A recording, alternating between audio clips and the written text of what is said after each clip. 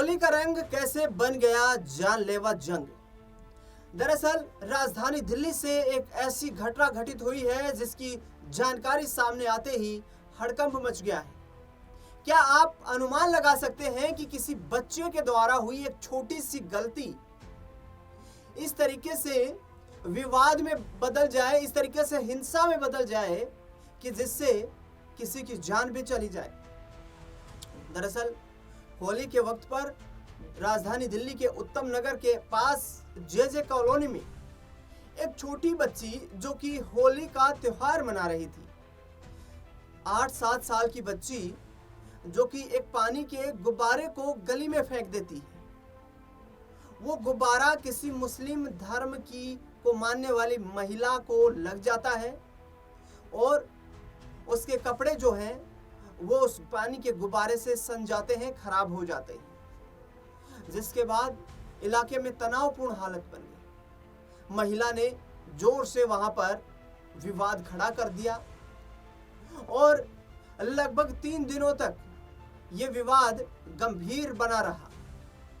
बता दें आपको कि जिस मुस्लिम महिला ने हंगामा शुरू किया, वहां पर उसके कुछ और आस पड़ोस के जो सहयोगी थे उन्होंने भी उस बच्ची के चाचा तरुण कुमार, जिसकी उम्र करीब 26 साल थी, जो कि डिजिटल मार्केटिंग का डिप्लोमा कर रहा था, सपने थे बड़ा कुछ काम करने का, बड़ा कुछ नाम कमाने का, लेकिन उसको बुरी तरह पीटा और उस मुहाने पर छोड़ दिया जहां से वो जिंदगी और मौत की जंग में आखिरकार जिंदगी की जंग हार गया और मौत के रास्ते पर वो चला गया।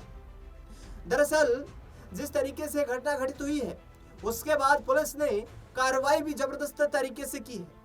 स्थानीय लोगों में काफी तनावपूर्ण माहौल देखने को मिल रहा है।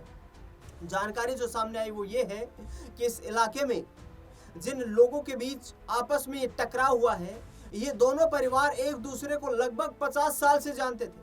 1960-65 के दशक से ये परिवार उस इलाके में रह रहे हैं। रिपोर्ट्स और स्थानीय लोगों की जो प्रतिक्रियाएं सामने आई है उनके मुताबिक ये कई मुद्दों को लेकर ये परिवार आपस में झगड़ते लड़ते रहते थे। कई बार मार पिटाई की घटनाएं भी इस इलाके में सामने आई, लेकिन उस छोटी बच्ची ने, 8 साल की बच्ची ने होली के त्योहार को मनाते हुए जोश जश्न में पानी का एक गुब्बारा फेंक दिया। वो उस महिला को इतना आहत कर गया कि उसने इतना बड़ा बवाल वहां पर खड़ा कर दिया, जिसके माध्यम से अब ये पूरी तरीके से ये विवाद जो था ये धार्मिक दंगे के रूप में बदल गया और इस धार्मिक दंगे में एक नौजवान की जान चली गई। क्या यही है गंगा जमुनी तहजीब? क्या यही है हिंदू मुस्लिम भाईचारा कि किसी नादान नासमझ छोटे बच्चे की गलती की सजा किसी को अपनी जान गंवा करके भुगतनी पड़े? आज सोचने का वक्त आ गया है कि समाज कहां जा रहा है, कहां पर हमारी सोच हमें लेकर के जा रही है। आपको यदि किसी के त्योहार में शामिल नहीं होना है तो आप मत होइए, कोई जबरदस्ती नहीं है। लेकिन यदि कोई मानवीय भूल के चलते कोई ऐसा काम हो भी जाए तो उसे आप दरकिनार भी कर सकते हैं, इग्नोरेंस दे सकते हैं उस काम को।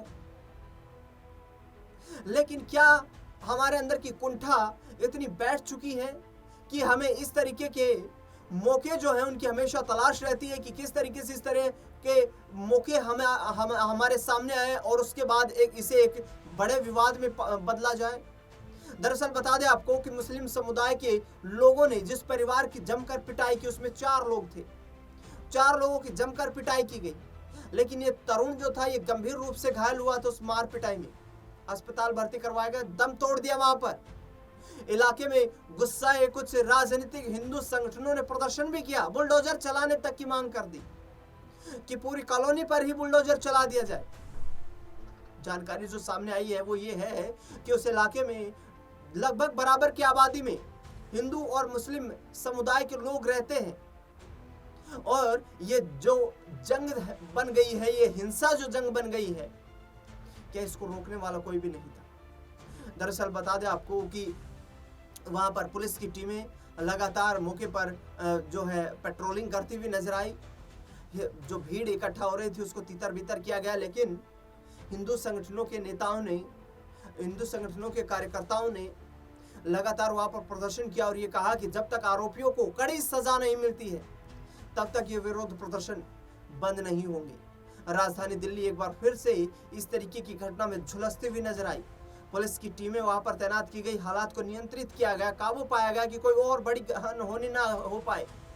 उत्तम नगर मेट्रो स्टेशन के पास सैकड़ों की संख्या में लोग इकट्ठा हुए और वहां पर लोगों ने विरोध प्रदर्शन किया कि ये जो घटना घटित हुई है ये पूरी एक ऐसी कुंठित सामाजिक मानसिकता के लोगों के द्वारा की गई है जो कि किसी नादान बच्चे की गलती पर ये समझने तक को तैयार नहीं थे कि आखिरकार बच्चे से छोटी सी गलती हुई है, उसे इतनी बड़ी आग में क्यों तब्दील किया जा रहा है। 2020 के दिल्ली दंगे आज तक दिल्ली के जहन में ताजा हैं। ऐसे में हमें अपने समाज के अंदर ही ऐसे लोगों की भी पहचान करनी होगी जो इस तरीके की कुंठित मानसिकता से ग्रस्त हैं कि जो एक छोटी सी किसी घटना को, किसी मानवीय भूल को सांप्रदायिक दंगे में तब्दील कर देते हैं, सांप्रदायिक दंगा उसे बना देते हैं।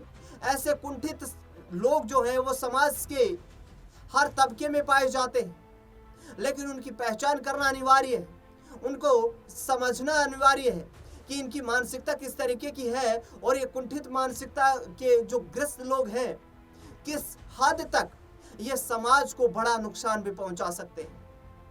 उत्तम नगर में जो घटना घटित हुई है, पुलिस के बड़े आला अधिकारियों की तरफ से कहा जा रहा है कि आरोपियों को दबिश दी जा रही है पकड़ने के लिए और पुलिस की टीमें लगातार कोशिश कर रही हैं कि जितने भी आरोपी इस मामले में हैं उनको जल्द से जल्द गिरफ्तार करके और कड़ी सजा दी जाए कानून के मुताबिक।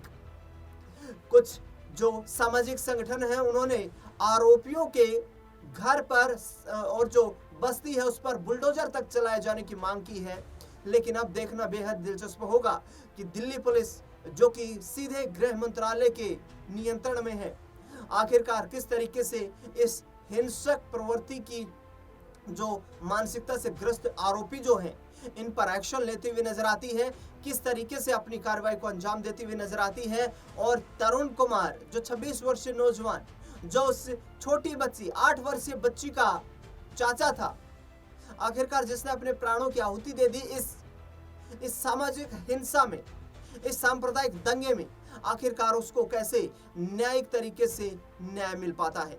परिवार के तमाम लोगों का कहना है कि हमारे परिवार के खिलाफ लगातार इस तरीके की घटनाएं होती रहती हैं, कूड़े को लेकर, पानी की सप्लाई को लेकर और तमाम छोटी छोटी चीज़ों को लेकर पुलिस की टीमों का कहना है कि इस इलाके में जो है ऐसी घटनाएं देखने को मिलती रहती हैं। लेकिन कोई भी यदि सांप्रदायिकता को बढ़ावा देता है तो फिर उस पर कानूनी डंडा अवश्य चलेगा। देखना दिलचस्प होगा कि आखिरकार आने वाले वक्त में कार्रवाई कैसे कड़ी देखने को मिलती है। इस खास रिपोर्ट में फिलहाल के लिए इतना।